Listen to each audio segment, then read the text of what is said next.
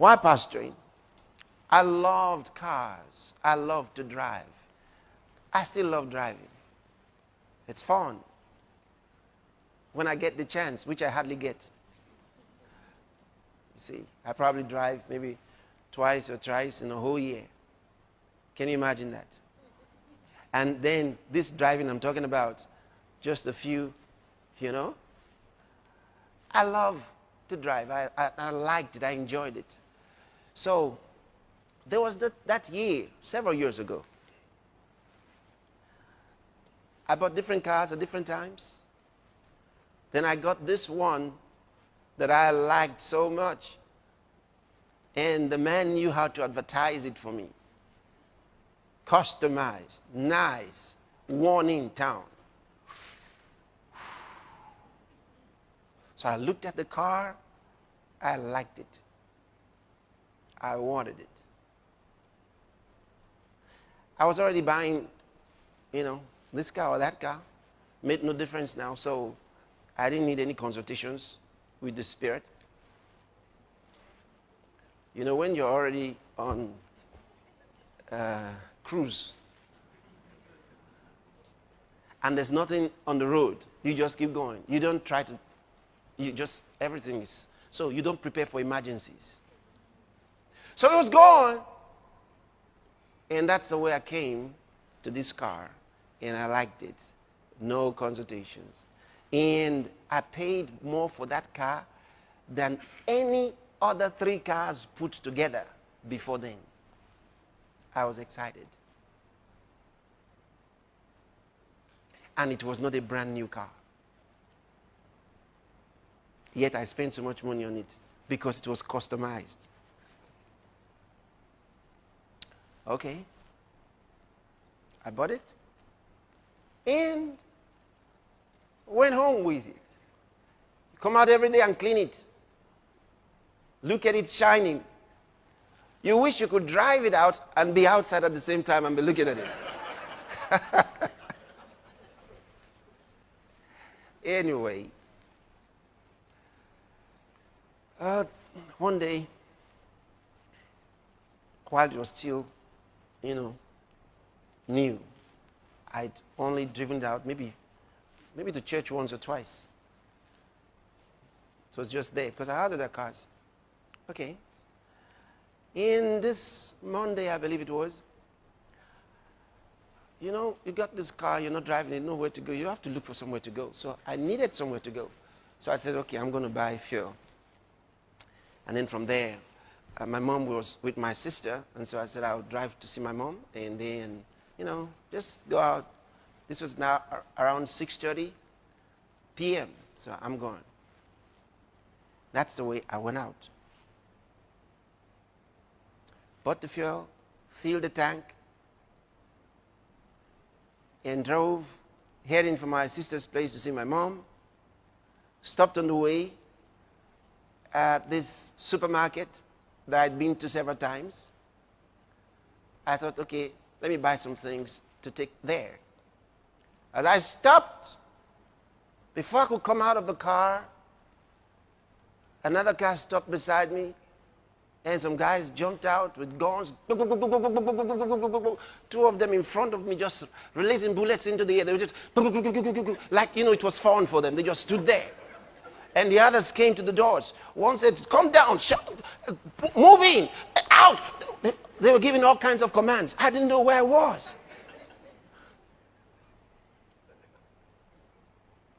Oh.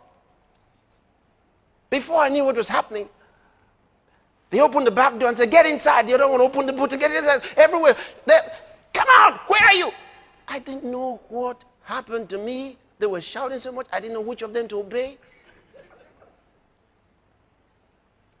And the street was neat in seconds. They fled. The people fled. Then, for some reason, beyond explanation,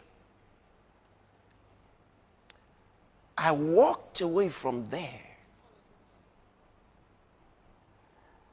And it's like, like they didn't see me. I don't know how, but I just walked away.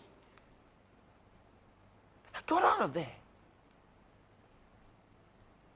The guy had opened the door and asked him to enter. And if you knew about how they used to steal those days, they'll ask the person to get into the boot, they'll carry the owner of the car away and drop him somewhere. You know, give him a ride, drop him somewhere. You know, if they didn't kill him. So, I just walked away into the house that was, you know, where the shop was. And they were still shooting, and then they drove the car away. Still unclear to me how I got out of that place. Now, my car was gone. I'm going to see my mom. Now I'm walking. I didn't even remember whether I was to buy anything anymore. The car was gone, the money, whatever, everything was gone. Now, as I walk down the street, and here's the reason for this story. As I walk down the street, all by myself, like this, a thought hit me. A moment ago, you're riding a big car. Now, you're walking in the streets like anybody else. But you are the same person. At that moment, everything, every desire, every fascination with cars and all of those things left me. I lost interest in all those things instantly. It's like a miracle. Something you can't explain. I lost interest in all of those things at once. I said, a moment ago you were there in that car, and right now you're walking like anybody else in the street. But you are the same person. A man's life doesn't consist in the abundance of things he possesses.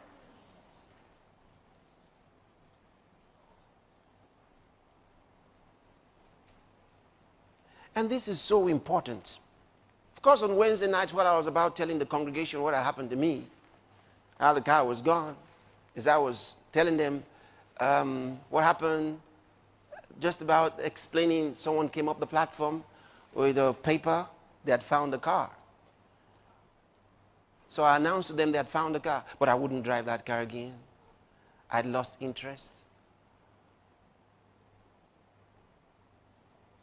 I wish that I knew how to lose that interest earlier. Are you getting what I'm telling you? Because you're the same person. And since that time to this time, not fascinated with those things. They don't mean anything. They don't mean anything. You're the same person. You're the same person.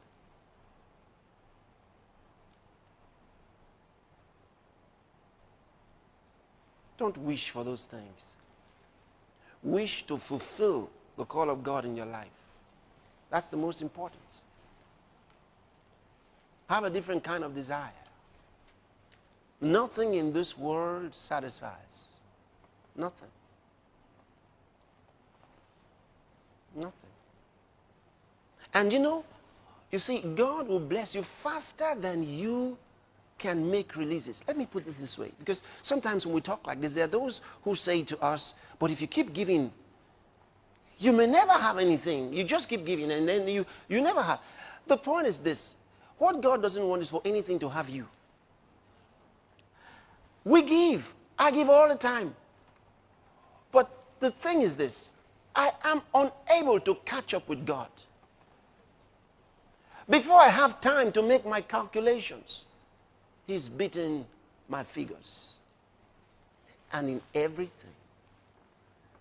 No wonder He said that seed time, He said, will overtake that harvest. And the harvest will what? Overtake the seed time. Such that you find yourself before the harvest, another seed time has come. And while you are still